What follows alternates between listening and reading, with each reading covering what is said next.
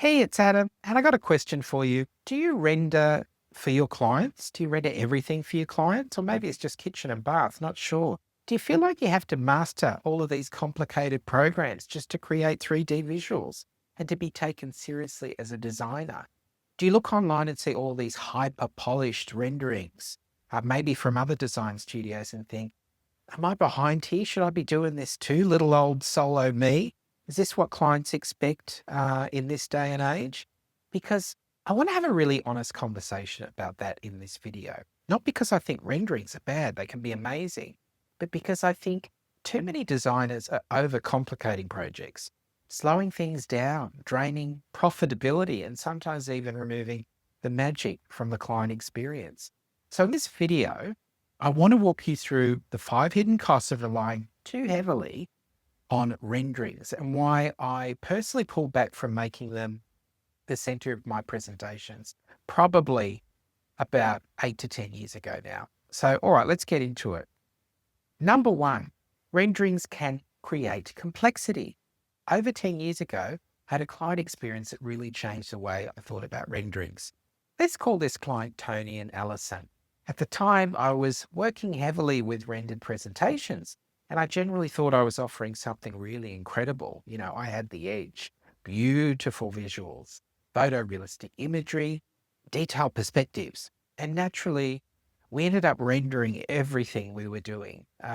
We had a program and we were right into it. You know, every room, every angle, every variation. And we spent hours building these models. They're actually in SketchUp. Then hours waiting for the rendering program to process. But what started happening during the presentation process was quite fascinating. Instead of focusing on the overall direction of the room, Tony and Allison became hyper-focused on the tiny details inside the render itself. Allison kind of became obsessed with the exact appearance of the dining chairs in the rendering. You know, they really going to look like that in real life, Adam? And even when I showed her actual images, which I had to do of the real dining chair, we were specifying, she still kept referring back to this rendered version. And there are even questions about the rug in this render. Is the rug actually going to feel as blue as that in the picture? Then discussions around the sunlight in the rendering started to take place. Now, the lighting feels too warm in here. The shadows are looking a bit different. Is that because of the kitchen? The bench is too high. And oh my gosh, all sorts of crazy questions. And I realized something important. The rendering itself had become the focus, not the actual design, not the atmosphere of the room, not the overall vision. The rendered image had unintentionally become a liability rather than what should be an asset. Now, to be clear, this isn't really about clients requesting revisions, and that can happen in any design process. The issue was the complexity that came with changing things once everything had been heavily rendered. Because when every room and every angle and every item is built into a photorealistic render, even relatively small changes can suddenly become time-consuming to rework. Maybe things have improved in terms of time. I'm not into renderings these days. But back then, a chair changes, a texture changes, a finish changes. And now you're reopening files, adjusting scenes, re-rendering views, spending a huge amount of time updating visuals instead of moving the project forward. And yes, we absolutely could have kept going back and forth, refining the render over and over again, adjusting sunlight angles, tweaking colors, re-rendering perspectives. But eventually I started really questioning whether all of this time, complexity, and money was actually improving the client experience and getting this project moving, which is what we want to do ultimately. Or was it simply just slowing decisions down and the whole process down? And who wants to slow down the design process too long? So I started realizing the rendering process itself was the liability, not the amazing visual tool that I originally thought it was offering. Now, before we continue, if you're enjoying this conversation, please like and subscribe and talk to me about what's happening in your business. Do you offer renderings and how do they work with your clients? I know there's lots of different ways that people manage this. And if you like to talk about the real side of running a design business, not the fluffy version, and if you're a solo operator, and things are maybe not where you'd hope they'd be at this point in your career. Maybe the projects aren't finishing properly. Maybe the profitability isn't there. and you're second guessing your process. How about a complimentary 30-minute chat with me to see whether my new program, the Turnkey Design Success System, might be the right fit for you? If you want to have a chat, email me at askadam@turnkeydesign.success.com. All right, on to number 2. Renderings can quietly drain profitability. You might have got that impression from my last example. Looking back, I realized how much time was disappearing into rendering revisions. And I don't think designers always calculate this properly. 6 hours here, 8 hours there, late nights adjusting, lighting, reflections, textures, camera angles, waiting for files to process, fixing tiny visual details in a render. And if you're a solo operator, especially, that time matters.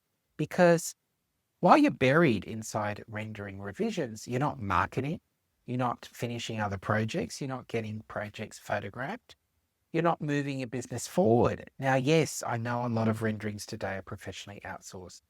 And some of these rendering companies are absolutely incredible. I know that. And the work is amazing. And you're handing that off to professionals. And absolutely, that's often a significant fee as well that you need to push back onto the client to pay for. So let's just consider that for a second. So I'm not pretending renderings don't have a value. I just personally became less interested in locking clients into one hyper photorealistic image too early in the process and then asking them to pay significant money to pay for this rendering. Because I found it could create pressure as well on the finished project to perfectly match computer generated vision. And honestly, these days, with some rendering studios charging enormous fees for pristine visualizations, I'd often rather encourage a client to invest that money elsewhere in the actual project. Number 3, real spaces evolve. This is something I think gets lost online. Real spaces evolve. Natural light changes things. Materials feel different in person. The styling changes during the install, etc., etc. Sometimes a room actually becomes better than the original concept because the design develops naturally throughout the project. And eventually I started moving toward a presentation style that felt more flexible and more grounded in reality. So today it is really detailed black and white plans, elevations, floor plans, real product imagery, digital mood boards, maybe some color blocking, physical samples, of course. And because I found this approach still communicated the vision clearly, and it does, while allowing more flexibility to evolve the design as the project moves forward. If a chair changes, fine. If the fabric becomes unavailable, fine. If the room needs refining during install, no problem. You weren't trapped trying to perfectly recreate one photorealistic computer image, if you get my gist. And I actually found clients responded really well to this. They could still clearly understand the direction. They could still see the actual pieces being proposed. They could see a mock-up, a mood board, and that's enough. But there was also still an element of mystery and discovery left in this process.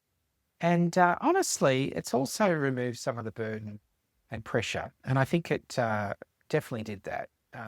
We don't want to have to become these hyper-technical GCI experts just to communicate a beautiful room. Because at the end of the day, it isn't an avatar movie. It's a real home with natural light, texture, emotion, maybe some imperfections that are even part of the design process and real life evolution throughout the project. Number 4, AI still needs caution. Now, yes, even ChatGPT can generate visuals incredibly quickly now. And I'll be honest, I'm still playing with it as we speak. I'm not saying I'm not using that at all. I am. But I'm still careful because whatever I present to a client has to reflect the reality of what they're actually going to get, not a fantasy version or something that can be scrutinized later. And definitely not an overproduced version. I think that's important. So the reality is that the client can feel disconnected from what they were shown, and they can lose trust if something doesn't look exactly like a render. And trust is kind of the entire part of our job. One of the biggest factors of our job is to curate this trust. Number 5, don't remove the magic. And honestly, this is probably the biggest one for me personally. There's a joy in the mystery. There's a joy in not seeing every single detail up front. And I think some designers accidentally rob clients of the experience by over rendering everything. You turn what should be a reveal into this huge preview. And I've seen the difference firsthand when clients have already seen every rendered angle beforehand. The install becomes more of a confirmation. Oh yes, I remember that was the way it looked in the images. But when the clients walk into a finished space they haven't really fully seen, they've been out of the house and they come back, there's an element of surprise there, not too much, but there is that element of surprise. That's when you get the emotion, the real kind of wow. That's when they stop. That's when they feel it. That's when they suddenly realize the scale, the lighting, the texture, the atmosphere. It's all beautiful. That emotional reaction, that's part of the service. And I think you can accidentally design that out of the process if every single thing has already been shown up front in a render. So again, I'm not anti-rendering. Don't get that impression, but because I still use visuals and I still experiment with technology, but I still think renderings may not be the way to go in their entirety, but they do have a place in design. But I do think that designers honestly need to ask themselves, we need to ask ourselves, is this helping the project or is it slowing things down, creating unnecessary pressure or removing some of the magic from the experience? And if you got something out of this video today, please like and subscribe. And again, if you're a solo interior designer or decorator and you feel like your business isn't quite where you want it to be right now, why don't you send me an email? Let's have a chat about it. Email me at askadam@turnkeyDesignSuccess.com to organise a complimentary 30-minute chat about whether my new program, the Turnkey Design Success System, may be the right fit for you. And leave a comment below. Are you rendering? What's your experience like? I'd love to know. And in your business at the moment, doesn't matter if times are tough, doesn't matter if you're going through a bit of reflection and wondering, was this the right thing? It was the right thing to do. You are in the right situation here. And you are not behind. You are just building, my dear. And until the next video, I'll see you soon.